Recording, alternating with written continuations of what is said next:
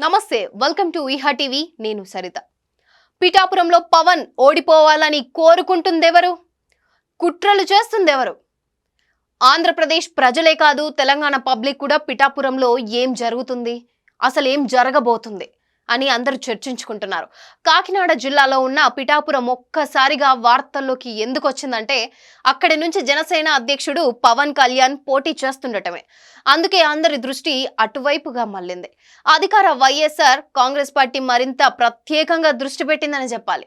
పవన్ ను ఓడించడానికి వ్యూహరచన చేస్తుంది.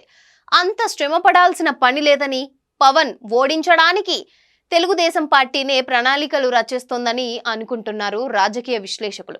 పిఠాపురంలోని జనసేన క్యాడర్ కు ఈ అనుమానం ఎప్పటి నుంచో ఉంది. వర్మను అడ్డు పెట్టుకొని చంద్రబాబు, లోకేష్లు ఆడుతున్న నాటకం కాదు కదా అని సందేహపడుతున్నారు.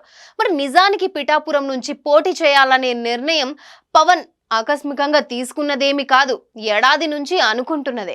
భీమవరం నుంచి కానీ పిఠాపురం నుంచి కానీ పోటీ చేయాలని పవన్ అనుకుంటున్నారని చాన్నాళ్లుగా ప్రచారం జరుగుతుంది.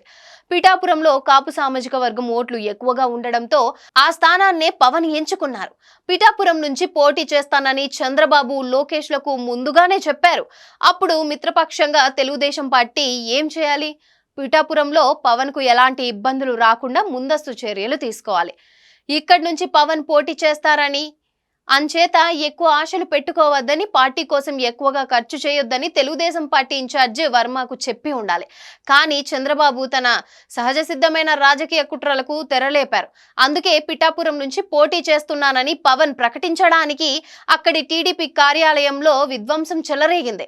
ఇదంతా ముందస్తు ప్రణాళికలో భాగమేనని ఎవరికైనా ఇట్టే అర్థమవుతుంది. ఎందుకంటే పిఠాపురంలో జరిగిన విధ్వంసకాండను చూసి జనసేన నాయకులు, కార్యకర్తలు బిత్తరపోయారని చెప్పాలి.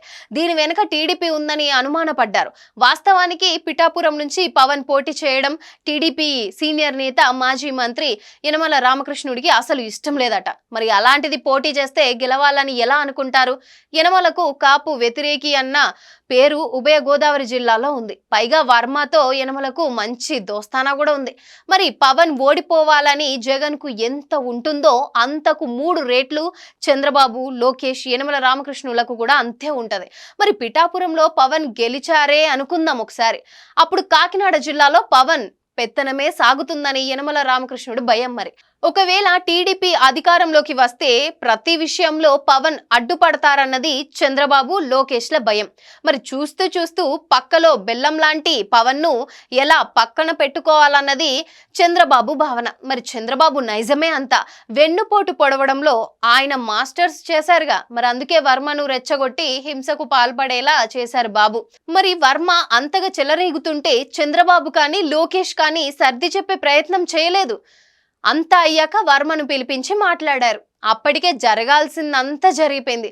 పిఠాపురంలో జరిగిన విధ్వంసం చూసి పవన్ భయపడతారని, తమ దగ్గరకు వచ్చి మొరపెట్టుకోవాలన్నది చంద్రబాబు గీసిన స్కెచ్ అని అంటున్నారు. మరి అట్టాగే పవన్ వచ్చి చంద్రబాబును బతిమాలారు. మరి వర్మ నుంచి ఇబ్బందులు రాకుండా చూడమని ప్రాధేయపడ్డారు. అయితే చంద్రబాబు ఈగో సంతృప్తి చెందిందనే చెప్పాలి. వర్మను చంద్రబాబు పిలిపించుకొని ఎమ్మెల్సీ హామీ ఇచ్చినట్లు టీడీపీ అనుకూల మీడియా ప్రచారం చేసింది. అయితే పిఠాపురంలో ఇండిపెండెంట్ గా పోటీ చేస్తానంటూ రెంకలేసిన వర్మ ఒక్కసారిగా చల్లబడ్డారంటే ఖచ్చితంగా ఏదో కుట్ర ఉండే ఉంటుందని జన సైనికులు భావిస్తున్నారు. మరి సాధారణ జనానికి కూడా విషయం అందరికి అర్థమైపోయిందని చెప్పాలి. ఇప్పుడు పవన్ ను ఓడించడానికి జగన్ వ్యూహ రచన చేయడం అనవసరం అని చెప్పాలి. ఆ పని చంద్రబాబు నిర్విఘ్నంగా పూర్తి కానిస్తున్నారు. మరి all the best Pawan Kalyan. మరి